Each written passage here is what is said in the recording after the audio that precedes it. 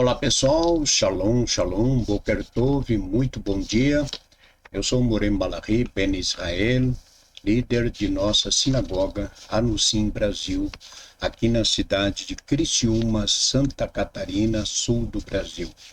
Estamos aqui na manhã deste que é o segundo dia da semana para trazermos a leitura e também comentários da segunda aliá da Parashá que nós estamos estudando esta semana, Jetro. A leitura de hoje da segunda aliá está no capítulo 18 de Êxodo, Shemot, do verso 13 até o passuque 23. E eu quero aqui dar as boas-vindas a todos nossos amigos, internautas, a toda a comunidade, a todos que participam conosco de nossos serviços, nossas transmissões. Que Hashem, nosso Deus, vos abençoe grandemente. Hoje estamos no primeiro dia do novo mês do calendário gregoriano, que é o mês de fevereiro. Hoje, 1º de fevereiro do ano de 2026, e estamos no 14º dia, dia 14, do mês de Shevat, do ano de 5.786, do calendário judaico.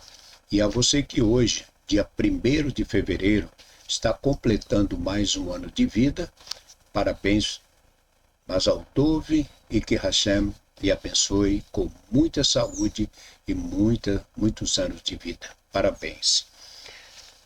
Pedimos para que você que nos acompanha, diariamente, possam deixar seus comentários aqui no chat também, deixe o seu shalom, compartilhe o nosso canal, deixe o seu like, de nossa transmissão, tudo isso contribui, ajuda a nossa comunidade. Então, vamos à leitura da segunda aliá. Baru atah Adonai Eloheinu melech haolam, asher bahar banu mikol ha'amim venatam lanu et torato, Baru atah Adonai noten ha-torah. E foi no dia seguinte, e sentou-se Moshe para julgar ao povo, e esteve o povo diante de Moshe desde a manhã até a tarde. E viu o sogro de Moshe tudo o que fazia ele ao povo, e disse: Que é isto que fazes ao povo? Porque tu estás sentado sozinho, e todo o povo em pé perto de ti, desde a manhã até a tarde. E disse Moshe a seu sogro: Por que vem a mim o povo para consultar ao Eterno? Quando eles têm alguma coisa, vem a mim, e julgo entre o homem e seu companheiro, e faço-lhes saber os estatutos do Eterno e as suas leis. E disse-lhes o sogro de Moshe: Não está bem o que tu fazes. Consumir-te-ás e também o povo que está contigo, pois a coisa é pesada demais para ti. Não poderás fazê-la tu sozinho. Agora escuta minha voz, aconselhar-te-ei, e estará Deus contigo. Sejas tu pelo povo diante de Deus, e levarás tu as coisas ao Eterno, e adverti-lo-ás sobre os estatutos e as leis, e falo-ás saber o caminho por onde andarão, e a obra que farão.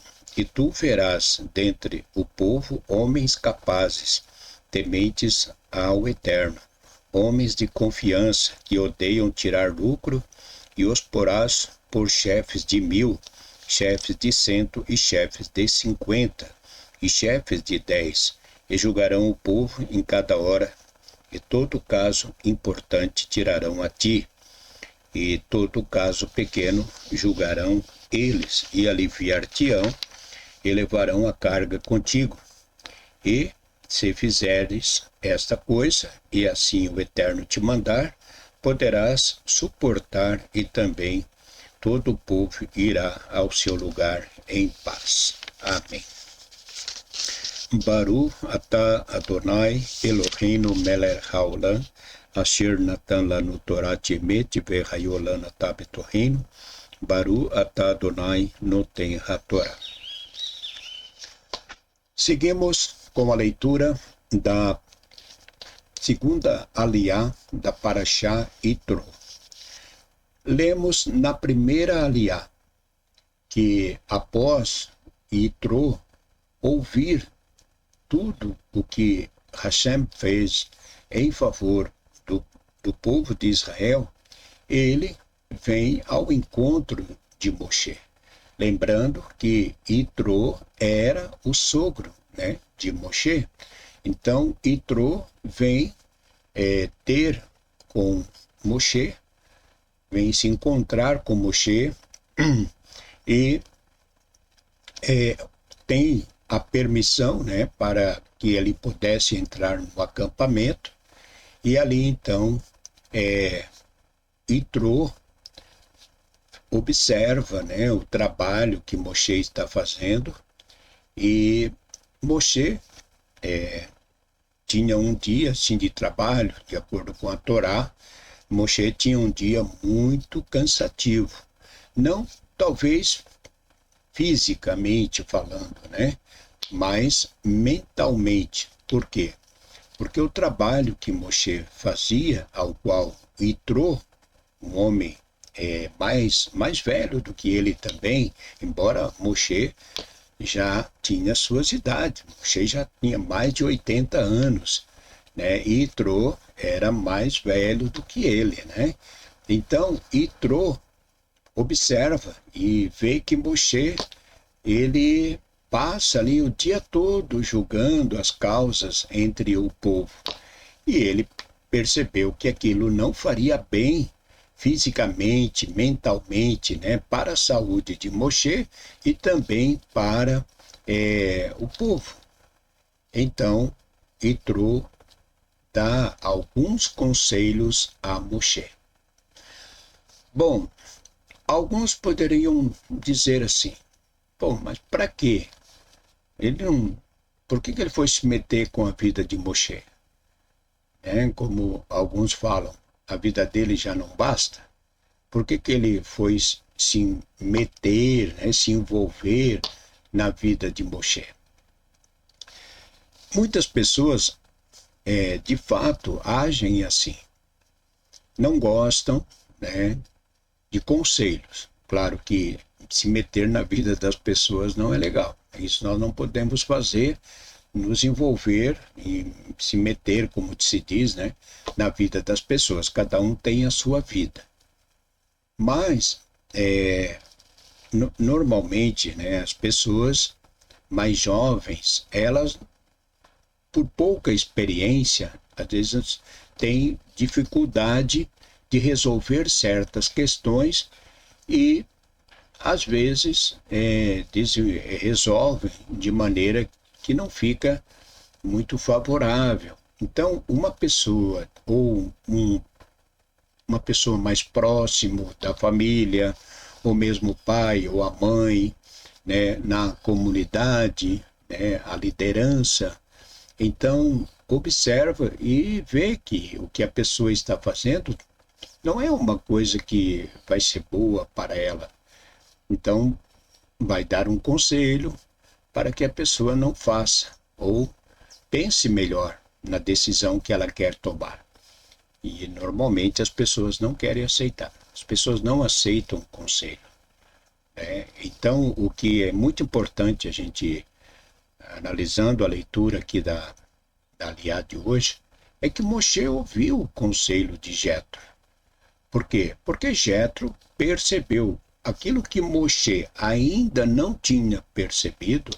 Jetro já tinha percebido. Jetro percebeu, olha, e falou para ele, olha, desculpa, mas do jeito que você está fazendo aí, você vai se arrebentar, né? Falando aí de uma forma popular.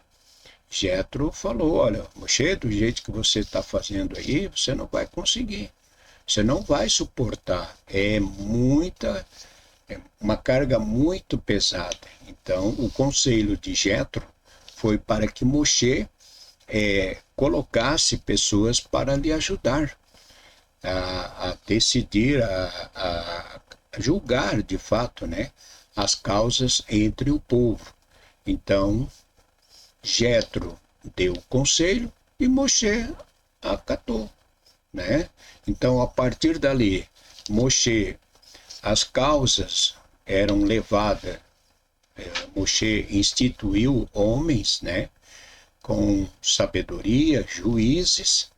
Moshe instituiu juízes. Esses julgariam as causas entre os homens e alguma daquelas causas, aquelas causas mais difíceis, né? Então, Moshe era levado a Moshe e Moshe tratava diretamente com Deus, porque quem tinha acesso, né, a Deus, quem falava com Deus era Moshe.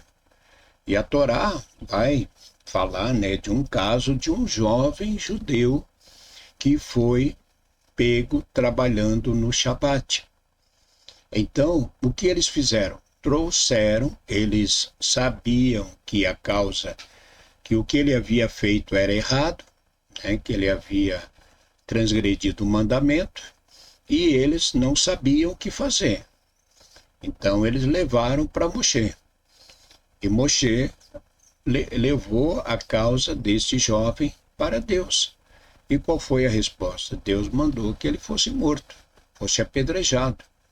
Né? Então, Moshe levava as causas a Deus, né? E os juízes julgavam entre eles. O que é interessante notar que eles julgavam o povo de acordo com a Torá, né? Então, Jetro falou, olha, consumir-te-ás, e também o povo que está contigo, pois a causa é pesada demais para ti, não poderás fazê-la tu sozinho.